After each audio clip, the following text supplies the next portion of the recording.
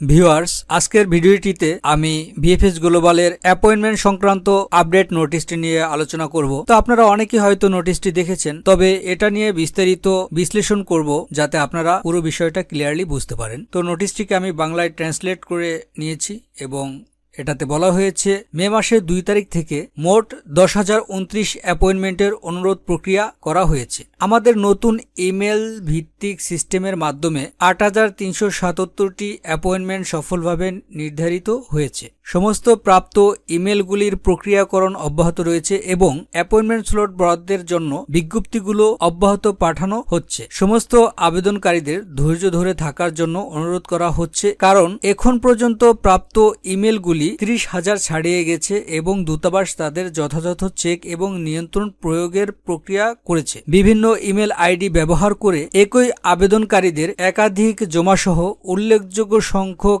ইমেলের কারণে পৃথকীকরণ প্রক্রিয়াটি প্রত্যাশার চেয়ে বেশি সময় নিচ্ছে, যার ফলে উত্তরে বিলম্ব হচ্ছে। তো ভিউয়ার্স, মূল কথা হচ্ছে টোটাল 30,000 ইমেল জমা পড়েছে, যার মাঝ থেকে 1,029টি ইমেল প্রসেসিং করা হয়েছে এবং এখনো 20,000 প্রসেসিং করা বাকি রয়েছে এবং তার মধ্যে থেকে 8,377টি অ্যাপয়েন্টমেন্ট তারা প্রদান করেছে এবং 1,652 জন ফেক নুল্লস্তার কারণে তাদেরকে অ্যাপয়েন্টমেন্ট দেওয়া হয় নাই। তো একটা বিষয় আমি বারবার বলেছি, ইভেন আমি ভিএফএস গ্লোবালের সাথে কথা বলে সেই কল রেকর্ডটিও শেয়ার করেছি। তারপরেও অনেকে কি করেছে, বারবার ইমেল করেছে, একবার, দুইবার, তিনবার না, ইভেন 5 বার থেকে 7 বারও ইমেল করেছে। তো আমি সে বিষয়টা বলেছি, আমরা যদি একটা সিস্টেম পাই সেটাকে আমরা আসলে নষ্ট করে ফেলি, আমরা আমাদের মতো করে সবকিছু চিন্তা করি এবং আমরা সর্বদাই দোষটি অন্যের উপর চাপিয়ে দেওয়ার চেষ্টা করি, সেটা হোক ভিএফএস গ্লোবাল বা ইতালি এম্বাসি। আমরা কখনোই নিজের দোষ দেখি না। তো এই যে ডুপ্লিকেট ইমেল গুলো, সেগুলো তারা ম্যানুয়ালি অর্গানাইজ করছে এবং সেগুলো পৃথকীকরণ করছে, যার দরুন এই প্রক্রিয়াটি তারা সময় মতো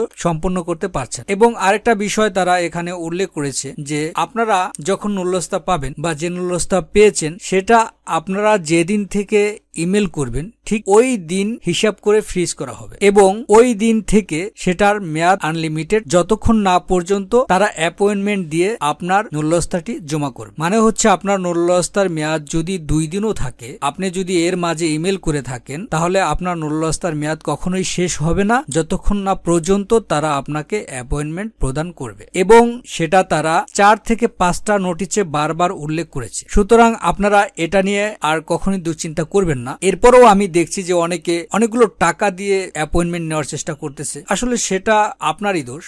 আপনারা সবকিছুই টাকা দিয়ে করতে চান, যেখানে বিনামূল্যে অ্যাপয়েন্টমেন্ট সেখানে আপনি দালালের প্রতারণায় পড়ে টাকা দিতে চাচ্ছেন, আর দালাল আপনার টাকা ভুলাই ভেলাই নিয়ে যাচ্ছে আর দোষ দিচ্ছেন আপনি ভিএফএস কে। এবং তারা আরো বলেছেন যে যেসব নুল্লস্তার সঠিক না, ইনকারেক্ট, ফেক, তাদেরকে অ্যাপয়েন্টমেন্ট দেওয়া হবে না, তবে একটা ইমেল তাদের দেওয়া হবে যে কেন আপনারা অ্যাপয়েন্টমেন্ট পেলেন না। সুতরাং আপনারা যারা ইমেল করেছেন তারা ধৈর্য ধরে অবশ্যই অপেক্ষা করবেন। আপনারা হয়তোবা অ্যাপয়েন্টমেন্ট পাবেন, নয়তোবা একটা নিশ্চিতকরণ ইমেল পাবেন যে আপনি কেন অ্যাপয়েন্টমেন্ট পেলেন। আর সেটা না পাওয়া পর্যন্ত আপনারা উদ্বিগ্ন হবেন না, হা হুতাশ করবেন না, তাদের সক্ষমতা অনুযায়ী তারা কাজটা করবে। আর যেহেতু বিদ্যমান পরিস্থিতির সাথে সামঞ্জস্য রেখে এবং কিভাবে এটার সমাধান করা যায় সেই হিসেব করে তারা নুল্লস্তার মেয়াদের ক্ষেত্রে কড়াকড়িটা শিথিল করছে, তো সেক্ষেত্রে আমি মনে করি না আমাদের দুশ্চিন্তা করার কিছু আছে নুল্লস্তার মেয়াদ নিয়ে। তো ভিউয়ার্স, এই ছিল আজকের আলোচনা। আমি সবসময় অথেন্টিক তথ্য শেয়ার করার চেষ্টা করি এবং সেটা করেও থাকি। আপনারা একটু জাস্টিফাই করলে দেখবেন যে